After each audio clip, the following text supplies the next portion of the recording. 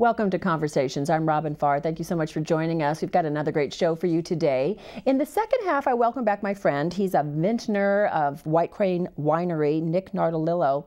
And when I asked him to be on the show, I said, let's talk a little bit about holiday pairings and foods, and wine, all of that good stuff. And he said, happy to do it, but I want to bring somebody with me. And he is introducing me to a lovely young woman named Casey Cathray. She is a champion golfer, and she's 16 years old, already knows her future, unbelievable. So we're going to kind of talk about wine and golf, and I think that kind of all works, if you ask me. So anyway, we'll look forward to that. But my first half, I'm so happy to welcome Matt Johanson. He's the author of a few books. The one I'm specifically thinking about today is called Yosemite Epics, Tales of Adventure from America's Greatest Playground.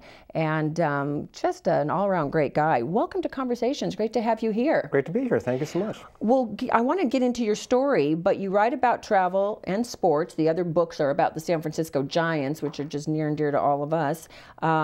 Education and politics for California newspapers and magazines. You teach social studies and journalism at Castro Valley High School. That's right. And it seems like you're just living the dream that you've wanted to live. How did it all start? Let's start with, you go to college. What happens after that? Well, I finished up at San Francisco State in 1993, and at that time there was a bit of a funk in the economy, a little tough to get a job, and the one that opened up for me was out of the Bay Area, but it was in a place that sounded like fun. It was in Tuolumne County and close to Yosemite, so I took it. And as it happened, a friend of mine was working in Yosemite that same year, and so it was a real natural, easy thing to go down and visit him. And his father had taught him how to rock climb, and so he taught me, and we kind of fell in love with the place and still get back there whenever we can. So it was at that point then you said, I'll write this book? I got the idea that I'd like to write more about the park. We got involved in climbing and some adventures and had some interesting stories. We had a particular climb that stayed with me where we thought that we were going to finish off a nice moderate route in pretty good form in one day. And I've heard this story so many times, not from you, but we always think we're going to do this, right? Yeah, these things never go ahead of schedule as you learn, as you get experienced with it. And so we thought we were smart by starting late in the day to miss the brunt of the sun. It ended up that the three of us, my buddy Cliff and his father Richard, started so late that we didn't finish the climb before it got dark, and we had to spend a tough night on a cold ledge without sleeping bags, without jackets, without food, without much water. And it was a trying experience, but we realized when we got back safely the next day that it made a better story than it would have made if we had just done it all to plan.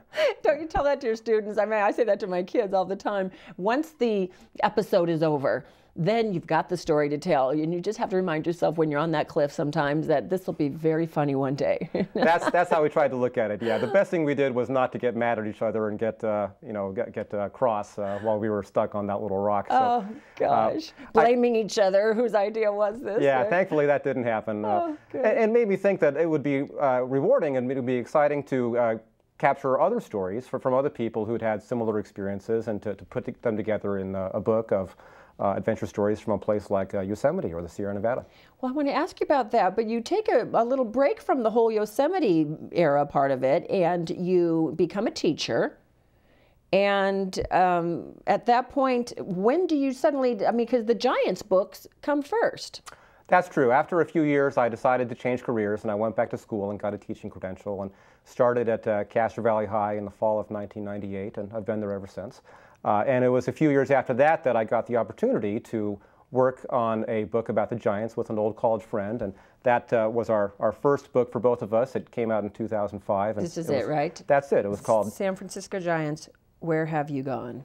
It's a collection of Where Are They Now stories about Giants players and what interesting things have they done since they stopped playing baseball. Okay, so you get to go back and look at some of the greats and find out where they are. That must have been fun. It was a lot of fun, considering we were both Giants fans. We looked at some of the greats and some of the not so greats. The main thing we wanted to do was find interesting stories, people who were doing more than playing golf and enjoying the grandkids. So we talked with a few old players who had been in trouble with the law and gone to jail or prison. We talked with some who'd become coaches in college or in the major leagues and other places. My favorite player as a teenager was Jack Clark, who was a hard-hitting right fielder, and he was a really dyed-in-the-wool Giant, and the last thing he ever wanted to do was go become a coach for the Los Angeles Dodgers. But when that job opened up, he couldn't say no, and though he was very conflicted, he went and did it. And he tells a funny story about how he would never take off his jacket because he refused to ever let anybody see him in a Dodgers jersey. Oh, jeez, did the Dodgers know this?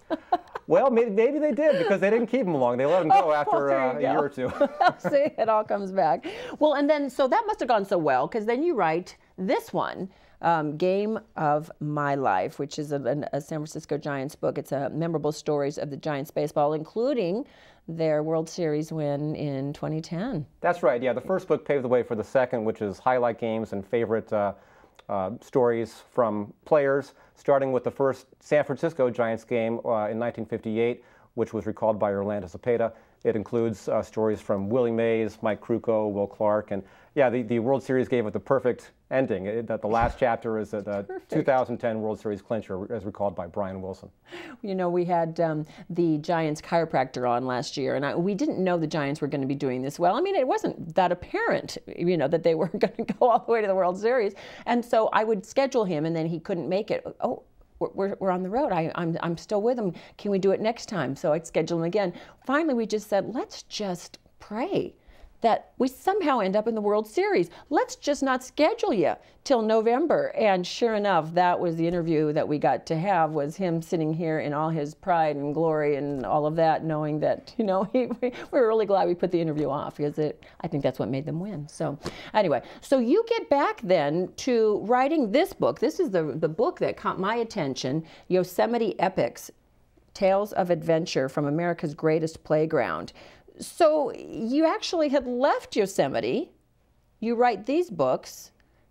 So what, was this just always gnawing in you that you just needed to write this one? It was on my mind, and after having done the previous two, I felt that I had the experience to put together the third, and I began looking for people who had interesting stories to share. Close calls, a little bit more exciting than my own outings, but I wanted to find ones that had a more or less happy ending without a bad injury or a rescue or worse. And, yeah, thank you for that. Yeah, and there were plenty of people who had wonderful stories like that to share, and you know, that people in that community are incredibly generous with their time and with their memories and stories. So it was a privilege to meet them and hear their stories. I want you to share some of the stories. First of all, I have to use this quote. Somebody had written about you. It says, Johanson writes with the sensitivity of a starving gorilla trying to open a soup can with a chainsaw. That's fabulous. And I love that you put that on your website, because so what, right? We have to laugh at ourselves, don't we? Yeah, we really do. So you talk about, I know you were recently at the Pleasanton Public Library speaking, and you talk about the story of a falling climber. His rope snaps thousands of feet above the ground. Obviously, this person was able to tell you the story. My gosh. Yeah, that was really a heart-stopping story, even to hear secondhand. And it involved a young climber named Noah Kaufman, who was visiting the park for the first time with his friend Bernard. And the two of them connected with a third climber who they didn't know well, but supposedly was experienced enough to take them up El Capitan, and they thought that the thing would go swimmingly. It really didn't turn out that way. The climax was the fall that snapped the rope, and I've never heard of that happening before since. And if it were to happen, you could only expect for there to be a terrible fatality. But that didn't happen. The climber fell and landed on a little outcropping of rock miraculously, and the three of them just had to dig deep and put that behind them and overcome and finish out the route, which they did. Boy, I'll bet you that's a lesson to be learned in there too. You just don't, you got to trust, you got to know who you're climbing with. I mean, that's a life and deather. That's really true. In fact, that was just the lesson that Noah took from it. Noah went on to become an emergency room doctor, and he said that he learned from that experience that it was a terrible mistake to trust someone that they didn't know with this life or death situation, and then that he as a doctor needs to speak up when he doesn't know something. Yes. And there's something so serious on the line. So serious, yeah. There's some things where you can accept a stranger, but there's others you cannot. You brought along, I love the book because there's some photographs in there, but your friend Chris Hampson is the illustrator for the book, and you brought along some of the illustrations. He's so clever. These could be posters for that. I want to have us take a look at them, and then you can tell us what we're looking at. What's this right here? Right up here. Oh, that way. That is Chris's picture of the Jim Zellers story. Jim is a very accomplished climber and also a skier and snowboarder. And Jim had the idea to become the first and so far only man to snowboard down the north face of Half Dome. That's a harrowing story. Yeah, it took him years to do it, to get the snow conditions just right. And he and his friend who went along with them called it the Half a Brain Project, because they said it took half a brain to do it, but they didn't know which half. How about this one here? That's a picture of the Noah Kaufman story. Noah and his friend Bernard as their third partner, who was also named Noah, fell and snapped his rope, but just against all odds and nothing short of a miracle, survived and wasn't even injured. Oh my goodness, did I tell you? Okay, what about this here? That's Eamon McNeely, who was attempting a solo ascent of El Capitan in the summer, and the route he was trying was a difficult one, and he thought that he had plenty of water along to help him get through it, but turned out that he had left behind a lot of the water that he needed, and he decided to go on anyway, and really had to dig deep to survive that. He became so dehydrated that he passed out in his slings there, that you see. Oh my gosh, all right, and I think we have one more. Tell us about that. That's Marty McDonald, who is a accomplished river rafter and runs the Sierra Mac River Rafting Company in Groveland on the Tuolumne River. And an episode early in his career where another rafter had fallen out of his boat and was plunging down the river and drowning.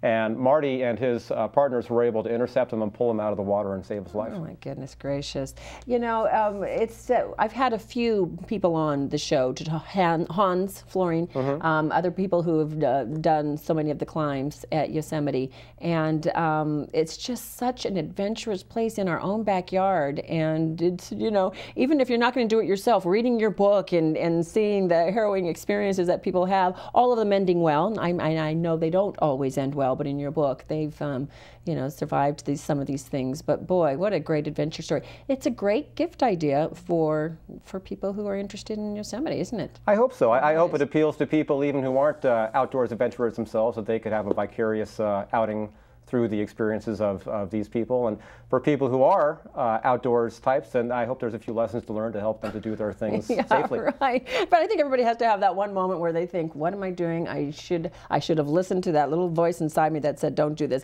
Let's give out some information. So if you're interested in the Giants and you would like a book by a great local author, there's 2 Giants books. I'm going to give you Matt's website so you can get them, or Yosemite Epics. Great, as you can see, beautifully illustrated and great stories would make a great gift. You can find these books by Matt Johanson at www.mattjohanson.com, Matt with 2 T's, Johanson, JOHANSON.com, and you can find out all the information there. Thanks for coming on the show. Thanks for writing great books. It's my pleasure. Thanks for having me. Love having local authors on, and we'll have to do this again. Go have another adventure, 2 or 3, and we'll come back and talk about it. I'll get to work on that. Okay, thanks so much, Matt. And we got plenty more conversations coming up. Don't go away. I'll be right back.